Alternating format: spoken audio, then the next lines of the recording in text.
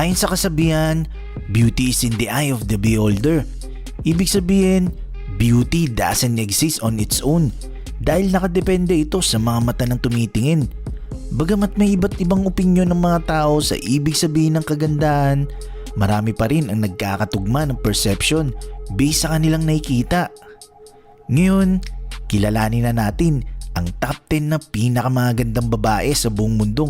Simulan na natin sa number 10, Ishihara Satomi. Si Kuniko Ishigami o mas kilala sa Satomi Ishihara ay pinanganak noong December 24, 1986. Isa siyang Japanese actress mula sa Tokyo, Japan. Nagsimula ang kanyang acting profession noong 2003 sa edad na 17. Marami na siyang naging movies at mga drama series. Kasama siya sa pelikulang Attack on Titan at Sadako 3D. Number 9, Taylor Hill. Si Taylor Marie Hill ay pinanganak noong March 5, 1996. Isa siyang American model at actress. Naging kabilang siya sa Victoria's Secret Angel since 2015. Taong 2013 nung nagsimula siya sa kanyang modeling career. Naging modelo siya ng Forever 21. Taong 2014, naging modelo naman siya ng H&M at rumampa sa Victoria's Secret Fashion Show for the first time. Siya ang pinakabatang modelo sa kanilang rotation sa edad na 18. Number 8, Urasaya Sperban. Si Urasaya Sperban ay pinanganak noong March 18, 1993 sa Pattaya, Thailand. Isa siyang modelo at actress sa Thailand. Pero half Norwegian siya. Pareha siyang fluent sa English at Thai. Marunong din siya sa lengguwahe ng French, Spanish at Norwegian. Naging endorser siya ng famous brand na Maybelline, Pantene at Uniqlo. Si Urasaya Sperban ang kauna-unang Thai actress na nakatanggap ng titulo bilang Friend of Louis Vuitton at naging kauna-unang Thai celebrity na na-feature sa US Vogue. Number 7, Dilraba Dilmurat.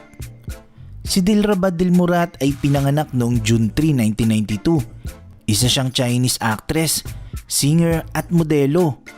Noong 2017, siya ay pumasok sa pang 37th rank ng Forbes China Celebrity 100 list.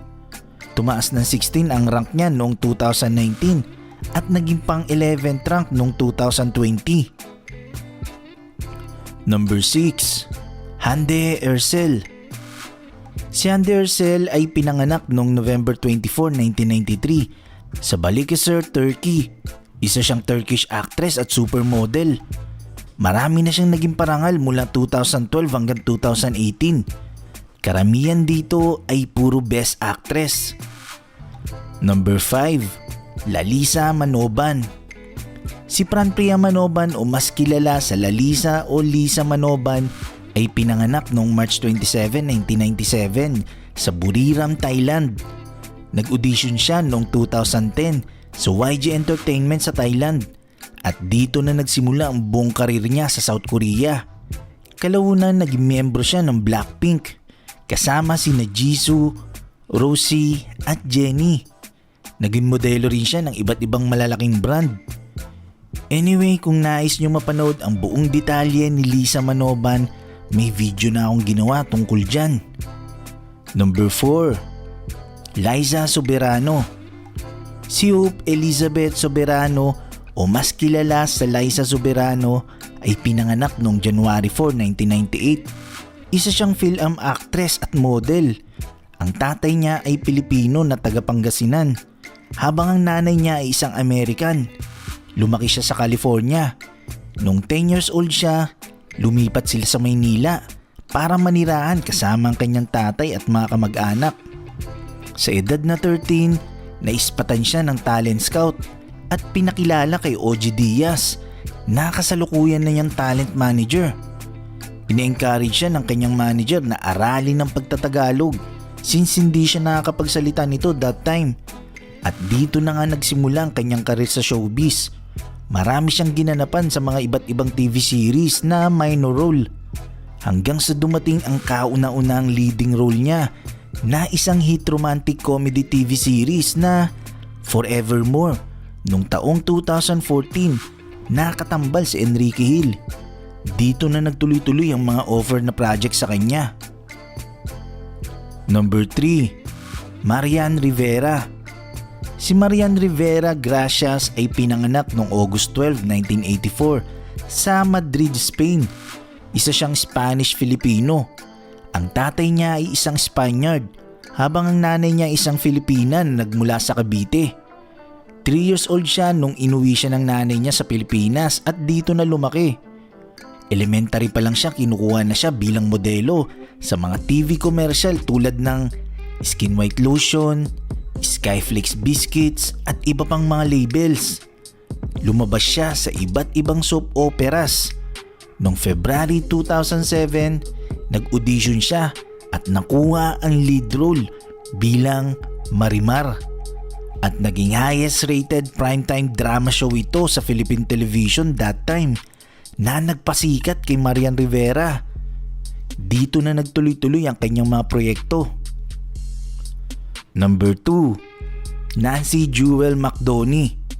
Si Nancy Jewel McDoney ay pinanganak noong April 13, 2000. Nag-audition ito noon sa Korea's Got Talent.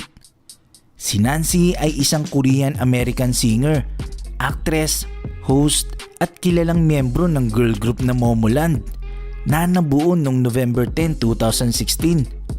Ngayon ay may ginagawang proyekto ito sa Pilipinas. Nakatambal si James Reid na pinamagatang The Soul Project. Number 1, Ano Kiai. Si Ano Kiai ay tinaguri ang pinakamagandang babae sa buong mundo. Pinanganak siya noong December 20, 1997 sa Cairo, Egypt. Hindi lang siya tinuturing na pinakamagandang babae sa balat ng lupa, kundi siya rin ang pinakamahal na modelo sa buong mundo na nagkakahalaga ng $15,000 per oras para sa isang fashion photography.